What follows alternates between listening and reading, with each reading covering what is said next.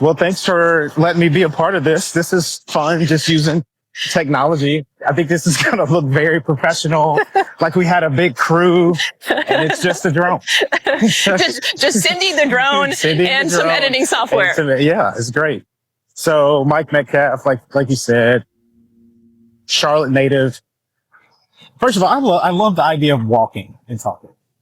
Just sitting down at a desk in front of a computer. Or a Zoom talking head. Yeah, I get so bored with that. I love being active, and we got a nice hot day, so hopefully we're a little sweaty by the end of this. But yeah, grew up in Charlotte, oldest of four, kind of learned what leading is like, trying to corral my younger brother and two sisters into doing things. So Dad worked a lot, so a lot of times it was Mom leaning on me at a young age just to, get us going and be on time for places and get everything packed and lunches, and it's all the same stuff I'm doing now. And I enjoy it. I really do. I've always been an athlete, always been super active, played football at Appalachian State, wanted to have a career in football, ended up somehow landing in the NASCAR world. Back then, pit crews were 7 people. Right when I got accustomed to the kind of work and the speed that was needed, they changed it to 6. And then once that happened, they changed it to 5. Then it went from being mechanics to athletes. And then the pit guns that we used to be in-house. And then now they are standardized from NASCAR. And so the world that I'm used to is basically a world of change. And I think one of the main things now that I'm working with leaders and teams is just navigating the changes that are happening in our world so much. Whether that's from administration to administration, different type of regulations, mergers and acquisitions, like the world and the way we're experiencing life right now is the slowest pace we're ever going to experience. Everything is just only going to continue to accelerate. And if we can't manage change and adapt, then we become obsolete. And if we become obsolete, we lose our businesses, we lose our passion, we lose so many things and it really just is just being able to navigate changes. So the work I'm doing right now with Deck Leadership, it's evolved over the years. Started grassroots with Sean Pete. We're both coaching and training pit crews at the time. We both co-authored the book 12 Second Culture, done really well, 12 chapters of just kind of practical things that you can do as a leader to improve culture through diversity, efficiency, and kindness. And from there, that just kind of got us speaking and doing keynotes and doing team building conversations where we would take a race car on location and put corporate teams. You'd see a CEO in $3,000 loafers out changing tires, or a boss lady in heels, and it was good. It was good. I have no got idea. A little rain shower. This is great. That'll be in the bloopers reel. That'll be. No, I think it's good. Out in the elements. It's good for you. So yeah. Now I'm focused on. I was in racing full time while Deck Leadership was growing, and even just to start the year. Oh, so you did it as a kind of a side quest? Yeah. Okay. So it was just one of those things where Sean and I were doing just talks and started engaging in different community initiatives and things like that. And our wives both just kind of said, hey, you guys should make a business and stop doing all this stuff for free. Nice. And so that's where Deck Leadership came from. The parent company is actually 4 Tires and Fuel, but we operate as Deck Leadership. Okay. So Sean and I split to start the year. I kind of thought I would keep a very similar trajectory working with teams on team building and speaking on culture. It's taken a hard shift. Really? Tell me more. It's called Drive for Wellness. So it's integrating mental and physical components into the leadership kind of development program. So for example, our first session was talking about core values and the importance of them. They're in the midst of revamping, kind of rolling out their core values because it's, still a fairly new team.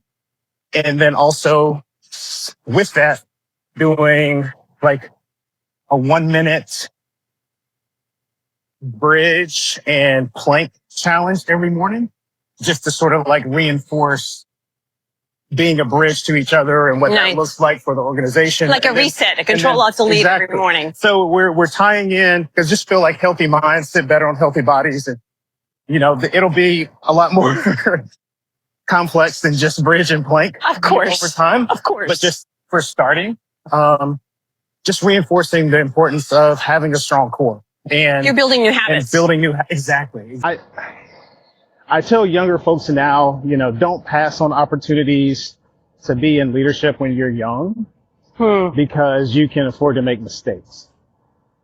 And you don't need to run home to pick up your kids yet. Exactly. I mean, I hate to say that, but life gets harder as you get older, not easier. Exactly. Life gets more complex as you get older. So while you're younger and you have dispensable income and you can travel and go places without having to answer it as much, take advantage of traveling, because it creates perspective. Go to places that are in cultures that are very different.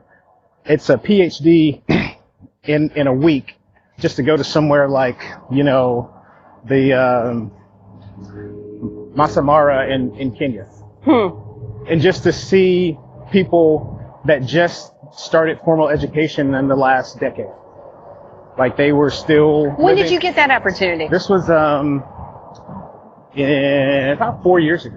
Be a team captain, or take a leadership initiative to run a volunteer project. Like, do as many things as you can that have low ROI on failure or it being a bad thing early. Recoverable. Exactly. Yeah. So that and then you get used to being in front of people.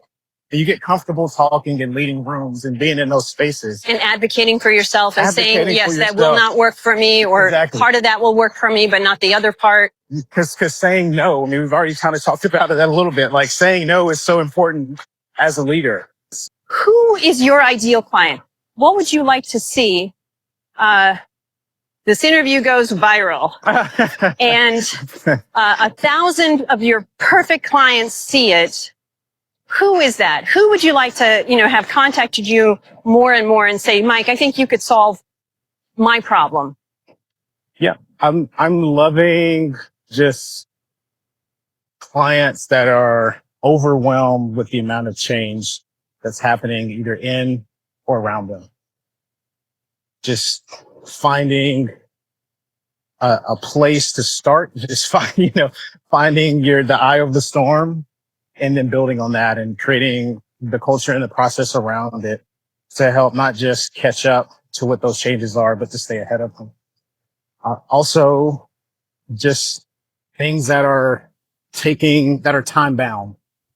So like my car wash company, Sergeant Clean, just going from 9 minutes to 7.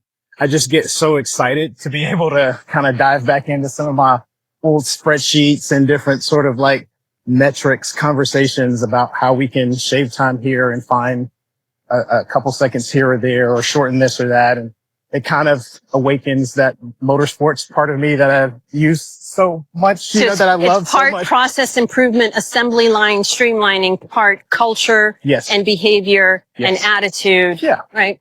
Yeah, you said that a lot better. You could have just answered it for me. It saved us some time. No, I just wanted, I want to make sure you get the right kind of recognition. No, I appreciate that. And and we talked about doing this earlier in the year, and this hadn't happened yet. And so I think the timing for today is just perfect. I appreciate you having me on here again. And so where can people find you? Yeah, I'm Deck Leadership, www.deckleadership.com, DECK leadership.com. And then I'm on LinkedIn as Michael Metcalf Jr. And Deck Leadership has its own Instagram page. And I'm pretty active on LinkedIn. I try to respond and follow up with people. LinkedIn's been great. Had some great speaking engagements come through just from people shooting me a note. And still speaking. So anybody that's looking for a keynote speaker, if you want to invest in your culture and have a moment where you want to bring people together and have I would say, a heartfelt and encouraging and inspiring message, I'm your guy. Excellent. Well, again, thanks for doing the experiment with me. Oh, this is great. I'm hoping this thing goes off like wildfire. At a minimum, we'll have one video. That's right. That's right. And if I get 100 videos, I can kind of say, oh, you were my first. Yeah.